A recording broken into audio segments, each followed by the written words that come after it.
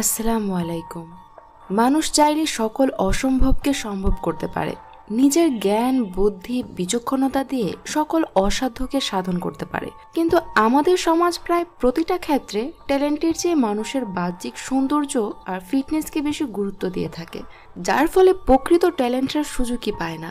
বিশেষ করে কোনো মেয়ে যদি কালো বা মোটা হয়, তাহলে তার চাকরি করা তো দূরের কথা, মা বাবাও যেন যত তাড়াতাড়ি পারে বিয়ে দিয়ে বিদায় করলে হাফ ছেড়ে বাঁচে। আজকে এমনই একটি মুভি এক্সপ্লেন করতে চলেছি। আজ এক্সপ্লেন করব 2022 সালে রিলিজ হওয়া Bollywood drama movie double XL. এখন পর্যন্ত মুভিটি 61% ব্যবহারকারী পছন্দ করেছেন। তো চলুন দেরি না করে চলে যাই মুভির গল্পে। মুভির শুরুতে রাজশ্রী নামের একটি মেয়েকে দেখানো হয়। সে পার্টিতে শেখর দাওয়ানের সাথে ডান্স করছিল। তখনই তাদের রোমান্টিক মুহূর্তে ডান্সের মাঝখানে বেলুন হাতে এই মহিলা ঢুকে পড়ে আর রাজশ্রীর ঘুম ভেঙে যায়। অর্থাৎ রাজশ্রী এতক্ষণ স্বপ্ন দেখছিল আর ইনি রাজশ্রীর মা। রাজশ্রীর মা তাকে ঘুম থেকে তাড়াতাড়ি উঠতে বলে, কারণ আজকে পাত্রপক্ষ তাকে দেখতে আসবে। তাই ফ্রেশ হয়ে সেজন্য রেডি হয়ে নেয়। কিছুক্ষণ পর রাজশ্রীকে দেখতে পাত্রের মা, বাবা আর পাত্র আসে। পাত্রের নাম টিটু। তাদেরকে আলাদা কথা বলতে দেয়া হলে রাজশ্রী টিটুকে জিজ্ঞেস করে, আপনার জীবনে কি কিছু করার স্বপ্ন আছে? টিটু বলে, শহরে তার একটি দোকান আছে, সেখান থেকে তার 3টি দোকান করার ইচ্ছা আছে। রাজশ্রী বলে, এটা নয়, আপনার নিজের শখের কিছু নেই? টিটু বলে, আমি বুঝতে পারছি না আপনি কি বলতে চাচ্ছেন। রাজশ্রী তাকে বলে, আমার স্বপ্ন অনেক বড় স্পোর্টস প্রেজেন্টার হওয়া। টিটু তাচ্ছিল্য করে বলে, ও, ওই যে খেলার মধ্যে ছোট ছোট ড্রেস পরে নাচে ওইগুলো? রাজশ্রী বলে, না, স্পোর্টস নিউজ প্রেজেন্ট করব আমি। সে তার করা কিছু ভিডিও টিটুকে দেখায়। টিটু এসব দেখে বলে, ওই একই তো হলো। রাজশ্রী টিটুকে বলে, দেখুন, আমার এখন বিয়ে টিয়ে করার একদম ইচ্ছে নেই। আমি লাইফে আমার স্বপ্ন পূরণ করতে চাই। টিটু বলে, ঠিক আছে, আমিও বিয়ে করতে চাই না। আমি সবাইকে বলে দেব আপনি একটু হেলদি, তাই আমার পছন্দ হয়নি। এই কথা শুনে রাজশ্রীর একটু রাগ হয়। সে বলে, এটাকে হেলদি বলে না, মোটা বলে। আমি ওভারওয়েট, আপনি যেমন আন্ডারওয়েট তেমনই। আপনার জন্য আপনার স্বাস্থ্য ঠিক নেই। আমাদের দুজনের মধ্যে কেউ হেলদি নয়। টিটু তখন চলে যেতে যেতে বলে, আপনি যা করতে চাচ্ছেন তার জন্য আপনাকে আমার সাইজের হতে হবে। পাত্রপক্ষ চলে গেলে রাজশ্রীর মা তার সাথে অনেক রাগারাগি করে, কারণ তার অতিরিক্ত ওজনের জন্যই তারা তাকে পছন্দ করেনি। রাজশ্রীর মা তাকে বলে, তুই যদি এতদিনে কিটু শুরু করতি তাহলে আজকে টিটু যেত না, তোর বিয়ে হয়ে যেত। 30 বছর হয়ে গেছে তোর, 30 পার হলে আর কে বিয়ে করবে বলতো? রাজশ্রী তার মা, বাবা আর দাদির সাথে মিরাটে থাকে। তার বিয়ে নিয়ে তার বাবা আর দাদির কোনো মাথা ব্যথা না থাকলেও তার মার ভীষণ টেনশন ছিল। সে রাজশ্রীর খাওয়া দাওয়া নিয়েও নারাজ ছিল। তেলে ভাজা খাবার রাজশ্রীর পছন্দ ছিল। রাজশ্রীর মা এসব খেতে তাকে বারণ করে দেয়, কারণ এর জন্য তার স্বাস্থ্য দিন দিন বেড়েই যাচ্ছে। রাতে রাজশ্রী টিভিতে স্পোর্টস প্রেজেন্টারকে দেখে। সে সত্যি স্লিম আর জিরো ফিগারের ছিল, যেমনটা টিটু বলেছে। এটি দেখে সে খুব টাইট একটা ড্রেস পরে নিজেকে আয়নায় দেখছিল, কিন্তু সে ড্রেসটা ঠিক মতো পরতেই পারছিল না। সে এসব নিয়ে মানসিকভাবে অনেক ভেঙে পড়ে। এরপর সিন পরিবর্তন হয় আর আমাদের সায়রা নামের অন্য একটি মেয়েকে দেখানো হয়। সায়রা একজন ফ্যাশন ডিজাইনার। তার কাছে পর্যাপ্ত ফান্ড না থাকায় সে তার ফ্যাশন ডিজাইন নিয়ে তেমন কিছু করতে পারছে না। সায়রা একটি শপিং মলে তার পছন্দের একটা ড্রেস ট্রায়াল দিচ্ছিল, কিন্তু সে ড্রেসটা কোনোভাবেই পরতে পারছিল না। বেশি জোড়াজুড়ি করে ড্রেসটি পরতে যাওয়ায় ড্রেসটা একদম ফেটেই যায়। সে মলের মালিককে বলে, এটা এক্সেল সাইজ নাকি এল সাইজ? মল মালিক বলে, ম্যাম, এটা এক্সেল সাইজই।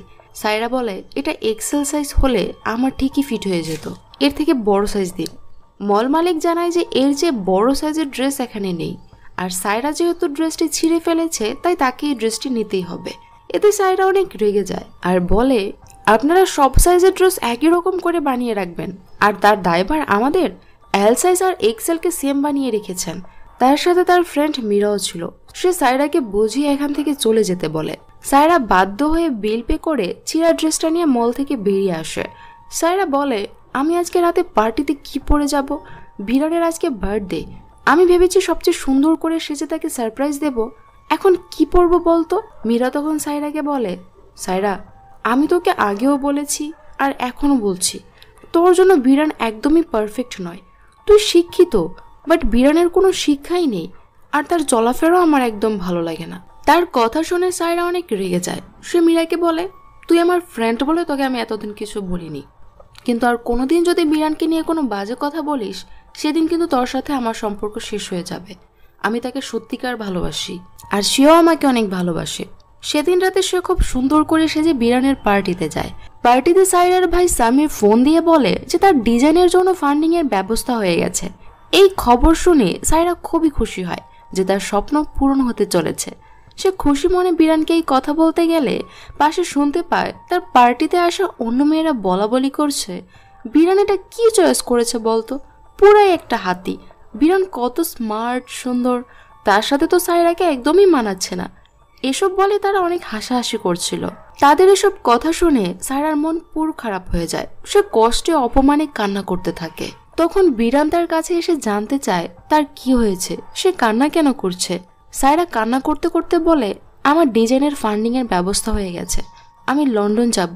এটি শুনে বিরান অনেক খুশি হয় আর বলে, এমন একটা খুশির খবর কেউ এমন মনমরা হয়ে দেয়। সাইরা তাকে আর কিছু না বলে পার্টি থেকে বাসায় চলে আসে। পরের সিনে রাজশ্রীকে দেখানো হয়। তাকে দিল্লির একটি চ্যানেল থেকে স্পোর্টস প্রেজেন্টারের জন্য ইন্টারভিউ লেটার পাঠানো হয়েছে। এতে রাজশ্রী, তার বাবা আর তার দাদি অনেক খুশি হলেও তার মা একদমই খুশি হয়নি। তার মা তাকে সাফ সাফ বলে দেয় যে এসবের কিছুই হবে না, তোমার 30 বছর হয়ে গেছে, এখন বিয়ে করে নেওয়া উচিত, এসব করে শুধু সময় নষ্ট হবে। রাজশ্রী বলে, মা, সুযোগ তো সবসময় পাওয়া যায় না, এটা অনেক বড় চ্যানেল, তারা যখন আমাকে ডেকেছে তার মানে তারা আমাকে পারফেক্ট মনে করেছে, আমাকে একটা সুযোগ দাও প্লিজ। রাজশ্রীর ইমোশনাল কথায় তার মা রাজি তো হয়, কিন্তু একটা শর্ত তাকে দিয়ে দেয় যে এটাই তার লাস্ট চান্স, এই ইন্টারভিউতে যদি সে পাস না করে তবে তাকে অবশ্যই বিয়ে করে নিতে হবে, আর সেটা তার মায়ের পছন্দেই। রাজশ্রী উপায় না পেয়ে তার মার শর্তে রাজি হয়ে যায়। রাজশ্রীর মা তাকে বলে, তুই দিল্লি তোর মাসির বাসায় থাকবি, কোনো হোস্টেলে থাকতে পারবি না। এটি শুনে রাজশ্রীর মন খারাপ হয়ে যায়, কারণ তার মাসির চিন্তা ভাবনা ছিল একদম তার মার মতো, যে মেয়েদের চাকরি বাকরি করার চেয়ে বিয়ে করে নেওয়া ভালো। পরদিন রাজশ্রী ট্রেনে করে দিল্লি পৌঁছায়। স্টেশন তার মাসি তার হাজব্যান্ডকে নিয়ে রাজশ্রীকে রিসিভ করতে আসে। সে রাজশ্রীকে দেখেই বলে ওঠে, আরে তুই দেখছি আগের থেকে অনেক মোটা হয়ে গেছিস। এটি শুনে রাজশ্রীর মনটাই খারাপ হয়ে যায়। তার মাসি তাকে তার মেয়ে গীতার কথা বলে যে সে বিয়ে করে তার বরের সাথে আমেরিকা সেটেল হয়ে গেছে, আর এখানে তাদের অনেক সম্মান আছে। সে যেন ইন্টারভিউ শেষ করে সোজা বাসায় চলে আসে, এদিক সেদিক যেন আর কোথাও না যায়। অন্যদিকে দেখা যায় সাইরার ভাই সাইরার জন্য বিরিয়ানি নিয়ে এসেছে। সামির সাইরাকে তার কাজের জন্য অনেক প্রশংসা করে। সে বলে, তুই অনেক বড় ডিজাইনার হতে পারবি, আমার কেন জানি তোর ডিজাইন ছাড়া অন্য কারো ডিজাইন ভালোই লাগে না। সাইরা বলে, আমি যে তোমার বোন এর জন্য। এসব বলে তারা হাসাহাসি করতে থাকে। সামির চলে গেলে সাইরা বিরিয়ানির প্যাকেট দুটি নিয়ে বিরানের বাসায় যায় দুজনে মিলে খাওয়ার জন্য, কিন্তু বিরান তাকে দেখে কেমন যেন একটু ঘাবড়ে যায়। তখনই বিল্ডিং এর ওয়াচম্যান একটা প্যাকেট এনে বিরানকে দেয়। বিরান বলে, লাগবে না, এটা ফেরত দিয়ে এসো। ওয়াচম্যান বলে, একটু আগেই তো বললেন দৌড়ে নিয়ে আসতে, তারা দিচ্ছিলেন যেন 1 সেকেন্ডও লেট না করি, এখন আমি আর ফেরত দিয়ে আসতে পারবো না, আমার কাজ আছে, এটা রেখে দিন। সাইরা বলে, এটা কি? বিরান বলে, পেট ব্যথা করছিল তাই এই ট্যাবলেটটা আনতে বলেছিলাম, এখন আর লাগবে না, সেরে গেছে। সাইরা প্যাকেটটা হাতে নিয়ে কিছু একটা অনুমান করে বিরানের বেডরুমে ঢুকে যায়। পিছু পিছু বিরানও যায়। সাইরা খুঁজতে খুঁজতে ব্যালকনিতে গিয়ে দেখে একটা মেয়ে গায়ে টাওয়াল পেঁচিয়ে লুকিয়ে আছে, অর্থাৎ বিরান সাইরার আড়ালে অন্য মেয়ের সাথেও চক্কর চালাচ্ছে, আর তারা একদম বেড পর্যন্ত চলে এসেছে। এটা দেখে সাইরা অনেক কষ্ট পায়। সে বিরানকে বলে, মীরা আমাকে আগেই বলেছিল আমি ভুল মানুষকে পছন্দ করেছি, সত্যিই আমার অনেক বড় ভুল হয়েছে তোমার মতো কাউকে ভালোবাসার মানুষ হিসেবে পছন্দ করা। এই বলে সে বিরানের বাসা থেকে বেরিয়ে যায়, সাথে করে বিরিয়ানির প্যাকেট দুটিও নিয়ে আসে। বাসায় এসে সে 2 প্যাকেট খাবারই খেতে থাকে আর অনেক কান্না করতে থাকে যে বিরান তাকে ধোকা দিয়েছে। অন্যদিকে দেখা যায় রাজশ্রী ইমাজিন নেটওয়ার্ক নামে এক নিউজ চ্যানেল কোম্পানিতে যায় ইন্টারভিউ দেওয়ার জন্য। সেখানে গিয়ে সে দেখতে পায় আরো অনেক মেয়ে ইন্টারভিউ দিতে এসেছে, আর সবাই স্মার্ট হয়ে আধুনিক গেটআপে এসেছে। সবাই স্লিম আর জিরো ফিগারের, যেমনটা সে টিভি স্পোর্টস প্রেজেন্টারকে দেখেছিল। এসব দেখে সে প্রথমে ঘাবড়ে গেলেও তার প্রতি তার ফুল কনফিডেন্স ছিল, কারণ ছোটবেলা থেকে তার স্বপ্ন স্পোর্টস প্রেজেন্টার হওয়ার, আর এর জন্য সে প্রতিদিন অনেক প্র্যাকটিস করেছে। ক্রিকেট সম্পর্কে সব খুঁটিনাটি বিষয় সে জানে। ইন্টারভিউর জন্য সবাইকে ডাকা হলেও রাজশ্রীকে ডাকা হয় না। সবাই ইন্টারভিউ দিয়ে চলে যায়, শুধু রাজশ্রী একা বসে থাকে। সে কিছু বুঝতে পারছিল না যে তার সাথে এসব কি হচ্ছে। রাজশ্রী সেখানে থাকা একটা মেয়েকে জিজ্ঞেস করে তার নাম কেন ডাকা হচ্ছে না ইন্টারভিউর জন্য। মেয়েটি বলে, আপনি কি রাজশ্রী ত্রিবেদী? ইন্টারভিউ তো শেষ। রাজশ্রী বলে, তাহলে আমাকে কেন ডাকা হয়নি? মেয়েটি জানায় যে আসলে আজকে ফেস সিলেকশন হয়েছে আর আপনি। এটি বলে মেয়েটি চুপ করে থাকে। রাজশ্রী বুঝতে পেরে বলে, ও আমি মোটা তাই বাদ পড়েছি, তাই তো? এটা কেমন ইন্টারভিউ যেখানে ট্যালেন্টের কোনো মূল্য নেই, বাহিরের সৌন্দর্য শুধু দাম? তাহলে আমাকে ডাকা কেন হয়েছে? বাহির থেকে ফিটফাট থেকে কারো মাথা যদি ফাঁকা থাকে তাহলে সে আপনাদের কাছে পারফেক্ট, তাই তো? মেয়ে মানে আপনারা এটা বানিয়ে ফেলেছেন তারা স্লিম ফিগার আর মডার্ন ড্রেস পরবে। বাকিদের কি মানুষ মনে হয় না? ট্যালেন্ট নলেজের কোনো দাম নেই আপনাদের কাছে। মেয়েটি বলে, দেখুন ম্যাম, আমাদের হাতে কিছুই নেই। আমাদের বস মিস্টার ছাবড়া যেভাবে বলবে আমাদের তাই করতে হবে। রাজশ্রী বলে, ডাকুন আপনাদের বসকে। জব হোক বা না হোক আপনাদের বসকে আমি কিছু কথা শুনিয়ে যেতে চাই। তখন মেয়েটি রাজশ্রীকে বলে, কিন্তু বস তো লন্ডন গেছে একটা দরকারে। এটি শুনে রাজশ্রী রাগে জোরে চিৎকার দিয়ে ওঠে। অন্যদিকে আমাদের সায়রাকে দেখানো হয় সে তার ভাইয়ের অফিসে এসেছে। সামির ইমাজিন নেটওয়ার্ক কোম্পানিতেই জব করে। সামির সায়রাকে জানায় যে তার লন্ডন যাওয়া ক্যান্সেল করতে হবে, কারণ যে কোম্পানি তার ডিজাইনের জন্য ফান্ডিং করবে বলেছিল তারা করতে চাচ্ছে না। তাছাড়া ভিডিও শুট করার জন্য কোনো ডাইরেক্টরও তাদের কাছে নেই। সায়রা বুঝতে পারে যে কোম্পানি কেন তাকে ডিজাইনের জন্য ফান্ড দিতে চাচ্ছে না। তারা সায়রাকে দেখেই ইন্টারেস্ট হারিয়ে ফেলেছে, কারণ সে জিরো ফিগারে স্মার্ট ফ্যাশন ডিজাইনার নয়। ফ্যাশন ডিজাইনারকেও ফ্যাশনেবল স্লিম হতে হবে, নয়তো ট্যালেন্টের কোনো দাম নেই। সে মন খারাপ করে ওয়াশরুমে গিয়ে অনেক কান্না করতে থাকে আর নিজেই নিজেকে ধিক্কার দিয়ে বলতে থাকে, খা, আরো বেশি করে খা, পিৎজা খা, বার্গার খা, বিরিয়ানি খা, শুধু খেয়েই যা, তোকে দিয়ে কিছুই হবে না। সায়রা টিস্যু খুঁজতে গিয়ে দেখে যে কোথাও টিস্যু নেই। তখন রাজশ্রী ওয়াশরুম থেকে বের হয়ে সায়রাকে টিস্যু দেয় আর সেও তার ব্যর্থতার জন্য কান্না করছিল। সায়রা জিজ্ঞেস করে সে কেন কান্না করছে। রাজশ্রী তাকে জানায় যে এখানে ডেকে এনে তাকে কিভাবে অপমান করা হয়েছে। সে মিস্টার ছাবড়াকে এর উচিত জবাব দিতে চায়। সায়রা বলে, কিন্তু সে তো লন্ডন আছে, কবে ফিরবে তাও কেউ জানে না। এটি শুনে রাজশ্রীর মন খারাপ হয়। সায়রা তাকে বলে, আমাদের সবাই শুধু পিছিয়ে দিচ্ছে আমাদের অতিরিক্ত ওজনের জন্য, আমাদের ট্যালেন্টটা কেউ দেখতেই চাচ্ছে না। রাজশ্রী তখন তার মোবাইলে তার করা কিছু ভিডিও দেখায়। এটি দেখে সায়রা বলে, এই ভিডিও ডাইরেক্ট তুমি করেছ? রাজশ্রী বলে, হ্যাঁ সেই করেছে। সায়রা এবার কিছু একটা ভেবে খুশি হয়ে বলে, ফ্যাশন সম্পর্কে তোমার কোনো ধারণা আছে? আর না থাকলেও সমস্যা নেই, আমি শিখিয়ে দেব। তুমি আমার সাথে কাজ করবে? দেখো, দুজনে একসাথে কাজ করলে আমাদের স্বপ্ন পূরণের পথটা আরো সহজ হবে। আর আমি আমার ডিজাইনের ভিডিও শুট করার জন্য লন্ডন যাচ্ছি। সেখানে ভাগ্য ভালো থাকলে তোমার সাথে মিস্টার সাবরার দেখাও হয়ে যেতে পারে। তুমি যাবে লন্ডন? রাজশ্রী আর কোনো উপায় না পেয়ে সায়রার কথায় রাজি হয়ে যায়। কিন্তু এখন যদি সে বাড়ি ফিরে তাহলে তার মার শর্ত অনুযায়ী তাকে বিয়ে করে নিতে হবে। তার স্বপ্ন পূরণ করার হবেই না।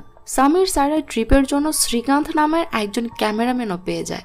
অর্থাৎ এই ট্রিপ তার ব্যক্তিগত খরচেই করতে হবে। তারপরও সায়রা এই সুযোগ হারাতে চাচ্ছিল না। অন্যদিকে রাজশ্রী বাসায় এসে তার মাসি ও মাকে বলে যে তার জবটা হয়ে গেছে আর এর জন্য তাকে লন্ডন যেতে হবে। তার এই নিউজে তার বাবা আর দাদি ছাড়া আর কেউ খুশি হয় না। রাজশ্রী তার মাসির বাড়ি থেকে তার ব্যাগপত্র নিয়ে সায়রার বাসায় চলে আসে। তারা দুজনে খুব সহজেই মিশে যায়, যেহেতু দুজনেই ফুড লাভার ছিল। পরের সপ্তাহে তারা তিনজন লন্ডনের উদ্দেশ্যে রওনা দেয়।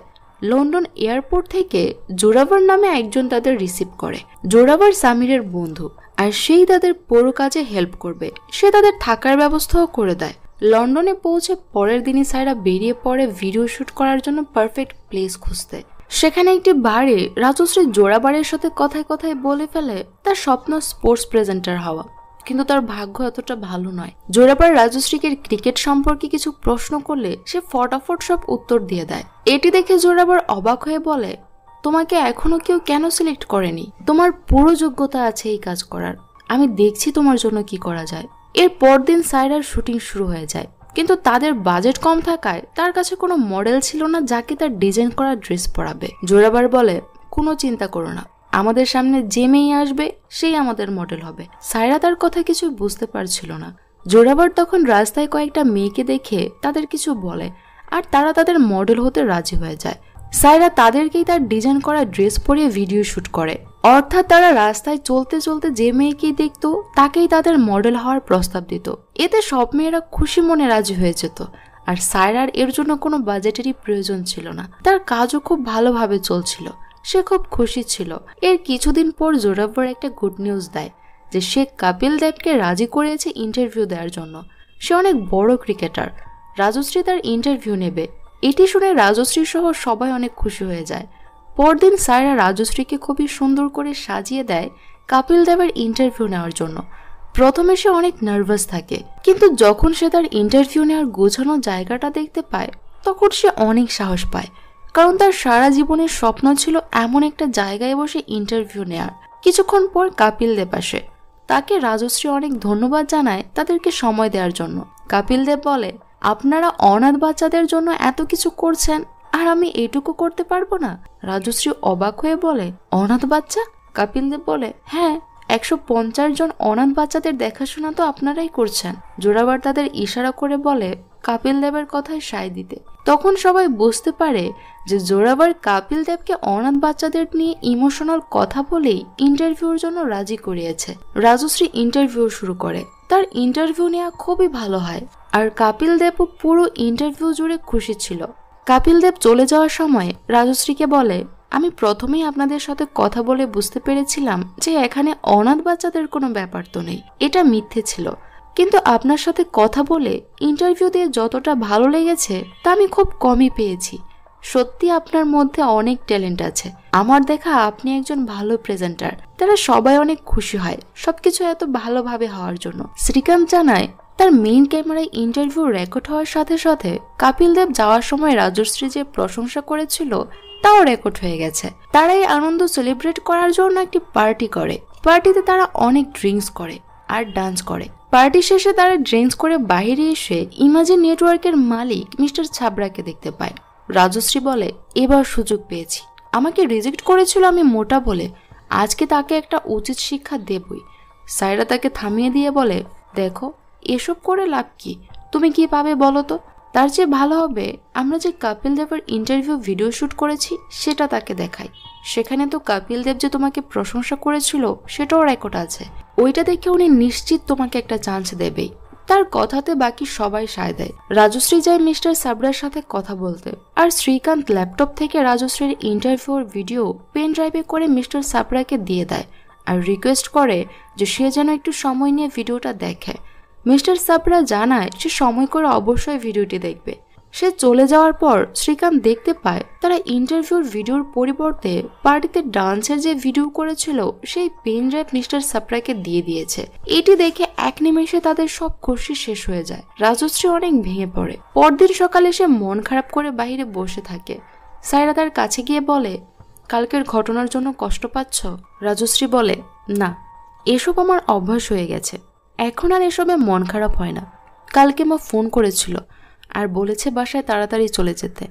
মা আরেকজন পাত্র দেখেছে আমার বিয়ের জন্য। এই ছেলে আমাকে দেখে আর রিজেক্ট করবে না, কারণ সেও নাকি আমার মতো মোটা। আমার কষ্ট শুধু একটাই যে আমার মাও আমাকে বুঝেনি। আমি আর কার কথায় আর কেনই বা কষ্ট পাবো? এখন আর আমার কোনো কিছুতে কষ্ট লাগে না। সায়রা বলে, আমরা নিজেরাই এটা তৈরি করেছি। সুন্দর, স্মার্ট, মানি, স্লিম, জিরো ফিগার। আমরা বাস্তবতাকে মানতেই চাই না। অন্যদের কি বলবো? আমাদের প্রতি তো আমাদের নিজেদেরই কনফিডেন্স নেই। আমরা নিজেরা নিজেকে জাজ করি অন্যদের কথায়। আমরা আমাদের নিজেদের চোখে যতটা না মোটা, অন্যদের চোখে তার চেয়েও বেশি। আর আমরা নিজেদের চোখ থেকে অন্যদের চোখে দেখা জিনিসকে বেশি বিশ্বাস করি, যেটা কিনা সবচেয়ে বেশি বোকামি। সায়রা রাজশ্রী এবার সিদ্ধান্ত নিয়ে নেয় যে তারা আর পিছু ফিরবে না, সামনে এগোবে নিজেদের নিজের মতো করে ভালোবেসে। তাই তারা রেস্টুরেন্টে গিয়ে তাদের পছন্দ মতো অনেক ফাস্ট ফুড অর্ডার দেয় আর সবকিছু খাওয়া শুরু করে। খাওয়া দাওয়া শেষে তারা একটা স্কুলের সামনে বসে থাকে। এই স্কুলে সায়রা ছোটবেলা পড়াশোনা করত। সায়রা বলে, আমি যখন ছোট ছিলাম তখন আমার বাবা মারা যায়। তারপর আমার মা আমাকে আর আমার ভাইকে নিয়ে দিল্লি চলে যায়। সেখানে নতুন জায়গা, নতুন পরিবেশে নিজেকে বানাতে পারছিলাম না, তাই আমার কোনো বন্ধুও ছিল না। এরপর থেকে আমি খাবারের সাথে বন্ধুত্ব করে নেই, আর আমি দিন দিন মোটা হতে থাকি। এই বন্ধুত্ব কোনোভাবেই কাটানো সম্ভব না। রাজশ্রী বলে, সব মানুষ কি পারফেক্ট হতে পারে? দেখো, স্কুলের গার্ডিয়ান যারা আছে তারা চাইলেই কি মডেল হতে পারবে? কারণ তাদের কারো সাইজই পারফেক্ট নয়। কিন্তু তারা যদি চেষ্টা করে তবে অবশ্যই হতে পারবে। মডেল হতে হলে যে শুধু পারফেক্ট ফিগারের প্রয়োজন হয় তা নয়, তার জন্য নিজের প্রচেষ্টার প্রয়োজন হয়। এই কথা শুনে সায়রার মাথায় একটা বুদ্ধি আসে। সে তার ডিজাইন করা সব ড্রেস সবাইকে পরাতে চায়। তার ডিজাইন করা ড্রেস যেন সব সাইজের মেয়েরাই পরতে পারে, সে মোটা হোক বা চিকন, সে সাধারণ কোনো মেয়ে হোক বা ধনী কেউ। তার সুরমি এসে কেউ যেন তার সাইজ নিয়ে অস্বস্তিতে না পড়ে। সবার পছন্দের ড্রেস যেন সে তার সাইজ মতোই পায়। এরপর সে তার ডিজাইন করা ড্রেস নিয়ে আবার ভিডিও শুট করে। এবার শুধু এক সাইজের মেয়ে নয়, সে সব সাইজের মেয়েদেরই তার ডিজাইন করা ড্রেস পরিয়ে ভিডিও শুট করে। ভিডিও শুট করতে করতে সায়রার পায়ে চোট লাগে। জোরাবার তাকে হসপিটালে নিয়ে যায়। সেখানে সে সায়রার অনেক কেয়ার করে। জোরাবার সায়রাকে পছন্দ করতে শুরু করে। তখনই সায়রার এক্স বয়ফ্রেন্ড বিরান কল করলে জোরাবার কল রিসিভ করে আর তাকে বারণ করে দেয় সে যেন আর সায়রাকে ডিস্টার্ব না করে, কারণ সায়রা এখন অন্য কারো। জোরাবারের কথা, ভালো ব্যবহার আর তার প্রতি এতটা সাপোর্টিভ হওয়ায় সায়রারও তাকে পছন্দ হতে শুরু করে। রাতে রাজশ্রীর মা রাজশ্রীকে ফোন করে বলে, তুই কবে আসবি বলতো, আমি তোর বিয়ের ডেট ফিক্সড করে ফেলবো। এটি শুনে রাজশ্রী অনেক রেগে যায় আর তার মার সাথে কোনো কথা না বলে ফোন রেখে দেয়। সে মন খারাপ করে বাহিরে দাঁড়িয়ে থাকলে শ্রীকান্ত তার কাছে যায়। শ্রীকান্ত বলে, কপিল দেবের ইন্টারভিউ ইন্টারনেটে আপলোড করে দেওয়া উচিত, এতে অনেক কিছু হতে পারে। রাজশ্রী বলে, না, এসবের আর দরকার নেই, আর ইন্টারনেটে আপলোড করলেই বা কি হবে? আমার ভাগ্যটাই এমন, যা কিছুই করি না কেন ফলাফল একই হবে। শুধু শুধু আবার হয়তো স্বপ্ন দেখব বড় কিছুর, আর সবসময়ের মতো সেটাও ভেঙে যাবে। এসব আমি আর নিতে পারছি না, আমার ফিরে গিয়ে বিয়ে করে নেওয়াই উচিত। শ্রীকান্ত তখন বলে, আমার ইচ্ছে ছিল ডকুমেন্টারি ফিল্ম বানানো। আমার বাবাও আমাকে এই বিষয়ে অনেক সাপোর্ট করত। আমি যখন প্রথম আমার কাজ শুরু করি তখনই আমার বাবা না ফেরার দেশে চলে গেছেন, কিন্তু আমি হতাশ হইনি, হার মানিনি। আমি কাজটা কমপ্লিট করেছি। আমি জানতাম যে আমার বাবা আমার করা কাজ কোনোদিনই দেখতে পাবেন না, তারপর আমি থেমে থাকিনি। তুমিও তোমার স্বপ্নকে থামিয়ে রেখো না, হার মেনো না। হার মেনে নেওয়া মানেই তো তুমি জীবন থেকে অনেকটা পিছিয়ে গেছো। রাজশ্রী শ্রীকান্তের কথায় অনেক সাহস পায়। এদিকে লন্ডনে সায়রার ভিডিও শুটের কাজ শেষ হয়ে যায়। তার কাজে সে অনেক খুশি ছিল। তারা সিদ্ধান্ত নেয় পরের সপ্তাহে তারা ইন্ডিয়া চলে যাবে। জোরাবার বলে, তাহলে যাওয়ার আগে আমার মার সাথে দেখা করে যাও। সায়রা বলে, তোমার পরিবার এখানে থাকে? কই, আগে বলনি তো। জোরাবার তাদের জানায়, কেন বলবো? যাকে তাকে আমি আমার পরিবার সম্পর্কে বলি না, কে কিরকম তা তো বলা যায় না। তবে তোমরা আমার অনেক প্রিয় বন্ধু হয়ে গেছো, তাই তোমাদেরকে বলছি। তারা সবাই যেতে রাজি হয়ে যায়। জোরাবার তাদেরকে ট্রেডিশনাল ড্রেস পরে যেতে বলে, যাতে তার মা পছন্দ করে। তার কথা মতো তারা সবাই পরদিন সন্ধ্যায় ট্রেডিশনাল ড্রেস পরে জোরাবারের বাড়িতে যায়। কিন্তু তারা জোরাবারের মাকে দেখে অবাক হয়ে যায়। সে মডার্ন ড্রেস পরা স্মার্ট মহিলা ছিল। জোরাবারের মা তাদেরকে দেখে বলে, এই পাগলামিটা তোমাদের জোরাবার করতে বলেছে, তাই না? সেখানে তারা সবাই অনেক আনন্দের সময় পার করে। জোরাবার সায়রাকে প্রপোজ করলে সায়রাও তার প্রপোজালে রাজি হয়ে যায়। আর শ্রীকান্ত ও রাজশ্রীও একে অপরকে পছন্দ করতে শুরু করে। সেখানে রাজশ্রীর মোবাইলে মিস্টার সাপরা ফোন দেয় আর তাকে বলে, রাজশ্রী, বলুন তো আমি আপনাকে কোন জবের অফার দেব, ডান্স নাকি নিউজ প্রেজেন্টারের? আপনি তো দুটোই খুব ভালো পারেন। রাজশ্রী তার কথা কিছু বুঝতে পারছিল না। মিস্টার সাপরা তখন তাকে বলে, কপিল দেবের সাথে আপনার ইন্টারভিউ ইন্টারনেট থেকে আমি দেখেছি। আমি চাই আমার নেক্সট ক্রিকেট শো আপনি হোস্ট করুন। এই খবর পেয়ে তারা সবাই অনেক খুশি হয় আর অবাক হয় যে এটি ইন্টারনেটে আপলোড করলো কে। তখন শ্রীকান্ত তাদের বলে সেই ইন্টারনেটে আপলোড করেছে। তার বিশ্বাস ছিল মিস্টার সাপরা রাজশ্রীর ইন্টারভিউ দেখলে তার কাজ অবশ্যই পছন্দ হবে। তারা পরের সপ্তাহে খুশি মনে ইন্ডিয়া ফিরে আসে। রাজশ্রী বাড়িতে এসেছে দেখে রাজশ্রীর মা অনেক খুশি হয়। সে রাজশ্রীকে বলে, তাহলে তুই যোগেশের সাথে কথা বলে নে আর তাড়াতাড়ি বিয়েটা করে ফেল। যোগেশ খুব ভালো ছেলে আর তোর মতোই মোটা। রাজশ্রী বলে, মা, আমি বিয়ে করব না। তুমি আমাকে কথা দিয়েছিলে আমার জবটা হয়ে গেলে তুমি আমাকে আর বিয়ের কথা বলবে না, ভুলে গেছো? রাজশ্রী তার মা, বাবা আর দাদিকে তার খুশির খবর দেয় যে সে 25 লক্ষ টাকার কন্ট্রাক্ট সাইন করতে যাচ্ছে, তার স্বপ্ন পূরণ হতে যাচ্ছে। এটি শুনে সবাই অনেক খুশি হয়। রাজশ্রীর মা আনন্দে কান্না করতে থাকে। রাজশ্রী তার মাকে বলে, আমাকে চায়ের সাথে কয়েকটা পরোটা বানিয়ে দিয়ে তো। অন্যদিকে সায়রা তার ডিজাইন করা ড্রেস নিয়ে একটা শো এর আয়োজন করে, যেখানে তার শো এর মডেল সব সাইজের মেয়েরা। সেখানকার সবাই পুরো শো খুব এনজয় করে আর তার শো টপার রাজশ্রী। সেখানে থাকা সব ইনভেস্টরের উদ্দেশ্যে সাইরা বলে, আমি এমন একটা ব্র্যান্ডেড ড্রেস ডিজাইন করতে চাই যার শোরুমের সব সাইজের মেয়েদের ড্রেস থাকবে। আমার শোরুমে ঢুকতে কেউ ইতস্তত বোধ করবে না, আর নিজের সাইজের ড্রেস খুঁজতে গিয়ে হয়রানও হতে হবে না। নিজের সাইজের ড্রেস কাউকে বলতে গেলে সে আনইজি ফিল করবে না। সবাই তার চিন্তা ভাবনা দেখে অনেক খুশি হয় আর তাকে সাপোর্ট করে। আর এই সিনের মধ্য দিয়ে এই মুভিটি শেষ হয়ে যায়। তো মুভিটির কাহিনী আপনাদের কাছে কেমন লেগেছে তা কমেন্টে জানাতে ভুলবেন না। সবাই ভালো থাকবেন, সুস্থ থাকবেন। আর